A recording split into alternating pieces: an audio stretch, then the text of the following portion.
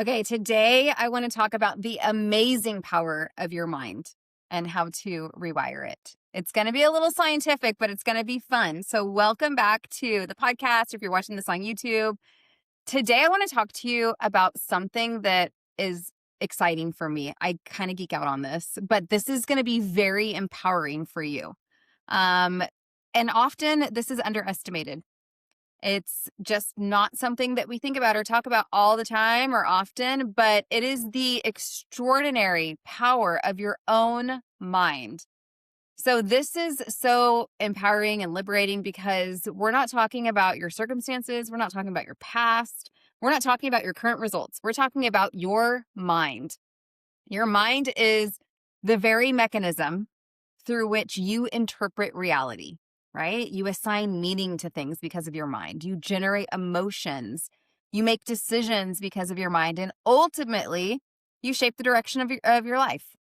So many women, we move through life, men and women, all of us, we move through life believing that thinking is fixed, that our mental patterns are simply the way things are. Did you hear that growing up? It's just the way things are. I heard that a little bit. Or that our reactions, our fears, our tendencies are just permanent aspects of our personalities. And that is not true. We know that modern neuroscience tells us something completely different. And interestingly, it's something that aligns beautifully with personal growth and transformational work. So your brain is malleable. What that means is you can actually move it and change it. Okay. It's adaptable. It's responsive. It is capable of change.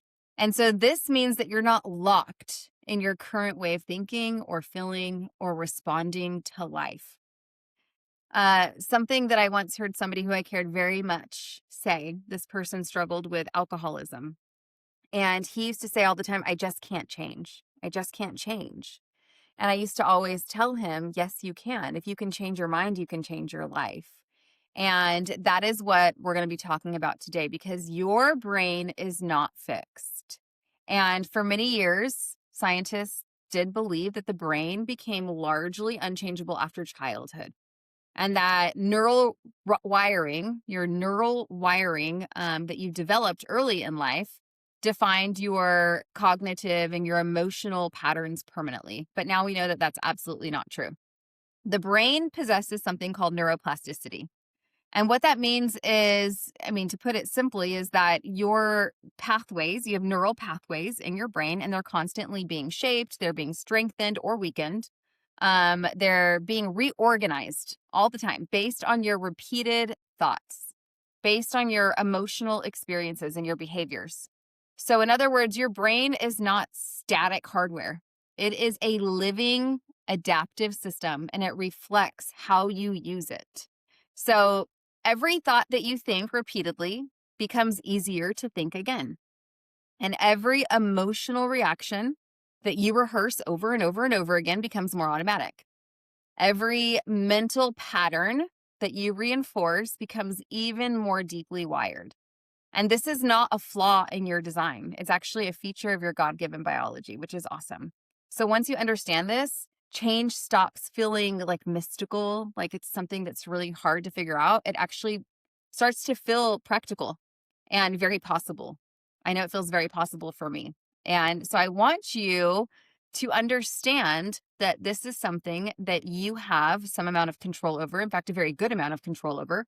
And let's talk about how you're thinking actually creates your experience, your external experience. So your mind isn't just describing your life. You're not just thinking thoughts that describe your life. It's actively shaping your experience of life. So this is how it works. Your thoughts influence your emotions. Your emotions influence your nervous system. And your nervous system influences your behaviors and your perception, your confidence level, your sense of possibility. So two women can live in nearly identical circumstances, and yet they can experience entirely different realities based on how they are thinking, on how they are interpreting things in life, how they're anticipating things in life, how they're responding internally to things that happen in life. So when we talk about changing your life, what we are actually truly talking about is changing the mental and emotional patterns through which you engage with life. And because the brain is plastic, those patterns are changeable. So here are some practical ways to rewire your mind. If you're thinking, whoa, this is way too science focused, Allison, how do I just how do I change my mind? I'm going to tell you how to change your mind. You know, something funny my mom used to say, I don't know if she listens to this, but this has stuck with me since I was a kid, is when I would ask her for things as like a little girl. Mom, can I have this? Can I have that? She would say no, no, no. And then finally, when it was her final no, she would say, I'm not going to change my mind like Madonna did. Now, I was a kid in the 80s. I have no idea what this reference is to. And I've asked her several times, Mom, what did Madonna change her mind about? Well, if you know the answer, leave it in the comments. I would love to know because she doesn't remember. But here's some practical ways to rewire your mind, okay? And this is like immediately applicable. You can start doing this today. After you listen to this, you can, or watch this, you can go and start doing this because rewiring the mind is not some, far off, abstract concept reserved for therapists or monks. It's something that you can begin practically doing now. It's something that you can participate in consciously through small, consistent practices. Remember last week we talked about micro moments. So here are some small practices that you can start to infuse into your day. So the first one is probably very obvious. It's meditation. Guys, I cannot stress this enough. Meditation is the secret sauce. Be still. It says in the Bible, be still and know that I am God. How do you connect with source if you're always on the go, if you're never still? Meditation is not about just emptying the mind.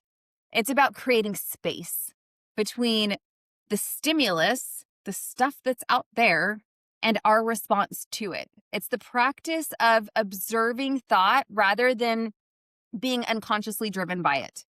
So even 5 minutes of intentional stillness begins teaching your nervous system regulation. It begins teaching your nervous system presence and choice and awareness.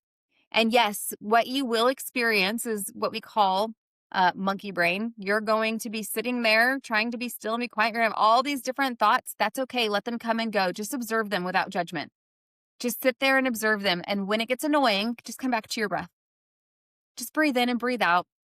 Focus on your breath. But meditation is the quickest way to change who you are being, which influences what you are doing, which then determines what you have, your results. Okay. It's the second way, visualization. Okay. I love visualization because I am a huge dreamer. I love imagination. And visualization is a way of rehearsing reality before it fully materializes, like externally. So the brain doesn't actually really know the difference. It has a hard time distinguishing the difference between what is vividly imagined and what is actually physically experienced. This is great news for my dreamers, and this is also great news for my non-dreamers. But if you have this gift of imagination, which is God-given, we're created in His image. So He is an imaginative creator, and we can imagine too. If you use your imagination, you can start to curate this internal world of amazing possibility before you ever experience it outside. At the time of this recording, the Olympics are happening. The Winter Olympics are happening in Milan. And many, I would say probably all of those athletes visualize themselves on their bobsled or on the ice or on the mountain, whatever it is that they're doing, and winning before they've actually done it. And it makes them so much more effective in their actual physical experience. So when you repeatedly imagine yourself as confident, as successful, as a calm person, as capable, as expansive, you are quite literally priming your neural pathways that are associated with those states. So what you're doing is, okay, let's say you want to be a public speaker and you have never been on stage before. And so if you so you don't have a groove in your brain that says a well-traveled pathway in your groove that is the public speaking groove, right? So it's scary. You haven't done it. It's way outside of your comfort zone. So what you could do is you could just sit and visualize yourself on stage, not looking at yourself from the audience, but as if you're on stage looking out at the audience. How you're moving on the stage, what you're wearing, what you're speaking about, how you're inspiring people, the emotional reactions on the faces of the viewers. You might be getting really sweaty right now if you have a fear of public speaking, but if this is something you really want to do, you visualizing this then starts to create the neural pathways that are associated with the state of public speaker. Okay. All right. The next way is journaling. So, journaling allows you to externalize internal narratives that often just kind of run around in the background unquestioned. So, when thoughts are written, they become visible. And when they become visible, they become editable. This is powerful. So, at the end of the day, here's a little exercise that you could do. A lot of my clients do this is they rewrite their day. So think about your day today. I don't know when you're listening to this, but let's say it's towards the end of the day. Maybe you're commuting home right now.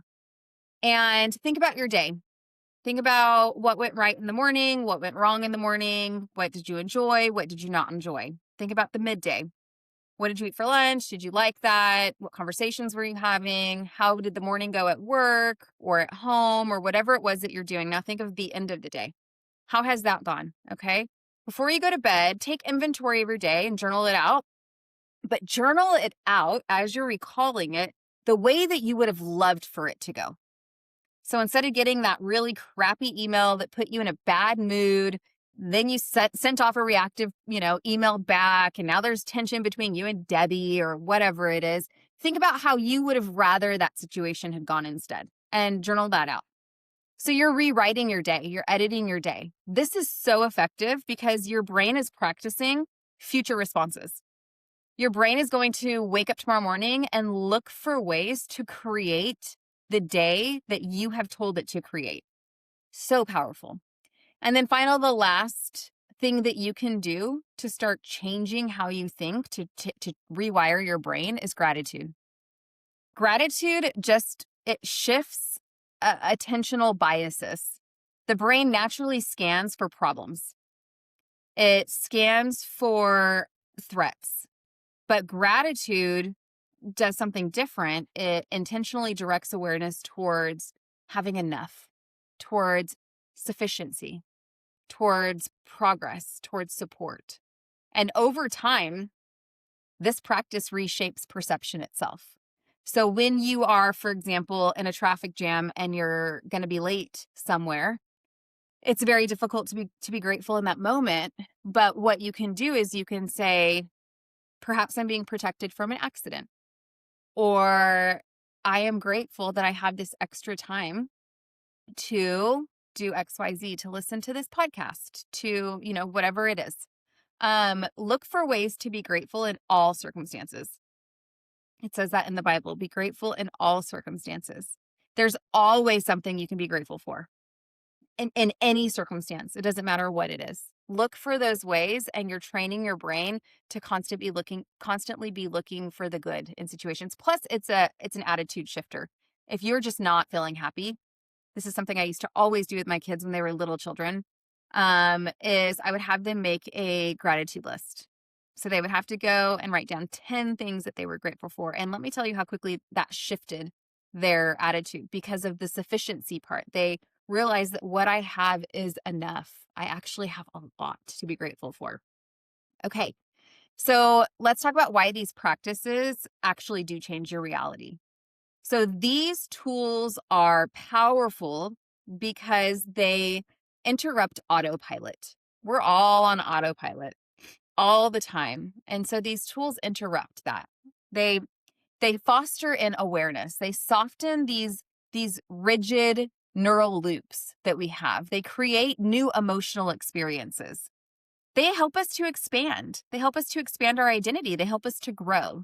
So as your internal world reorganizes, your external world begins responding differently because you are perceiving and you're choosing and you're behaving from a different state of being.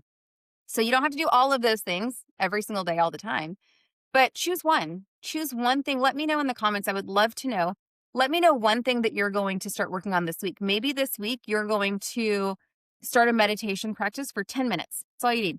5 minutes. Shoot, start there. Maybe you're going to start visualization. Maybe you're going to start journaling. Maybe you're going to start practicing gratitude. Maybe you're going to start journaling out your gratitude. Kill two birds with one stone. That works too. In my own life, the most profound changes did not happen. They didn't begin with dramatic external shifts. That never happens, but it always happens with these perceived subtle internal practices. And I say perceived because we think these things are small and they really don't matter, which is why we don't do them. But working out 30 minutes a day, those little actions, they stack up, right? They compound. And so subtle internal practices will gradually alter how you relate to yourself, because I know that that's what happened in my situation. As I started doing these things, just little by little, and it started adding up to a lot. It altered how I related to myself, to my family, to the future that I was co-creating with God, and to my dreams, to what I believed was possible in my life. And small mental disciplines produced really large exponential changes, experiential changes, all the changes. So I challenge you. I challenge you to do this in your own life and see how your life starts to change. So if this conversation resonates with you and you're ready to consciously participate in rewiring your thinking, you're changing your identity, rewiring your internal world, I want to invite you to join me live. This is going to be so great. I have a live Zoom event. It's a 3-day live Zoom event. It's an hour and a half each day. It's powerful. You're going to walk away so transformed on April 8th, 9th, and 10th. Okay. So together, what we're going to be exploring is belief. We're going to explore embodiment. We're going to explore mindset and the inner shifts that produce the outer transformation, because we all want the outside transformation. We want to look better. We want to feel better. We want to make more money. We want to have better relationships. We want to have better living circumstances, better vacations, experiences, all of those things. All of us want those things, right? But we have to shift the inside before we can actually produce the external transformation, before we can see the external results. Remember, it's who you are being that informs what you are doing, which then informs what you receive, what you have, your desired outcome. So your mind is not fixed. Your patterns are not permanent. This is such good news. Your future is not predetermined. You are participating in the shaping of your brain, which means the shaping of your reality every single day. So the question is not actually whether change is possible. The question is whether you are ready to engage with your mind as the powerful creative instrument that it truly is. So now I want you to go and be the woman that your future is waiting on. I can't wait to talk with you again next week. Until then, be blessed.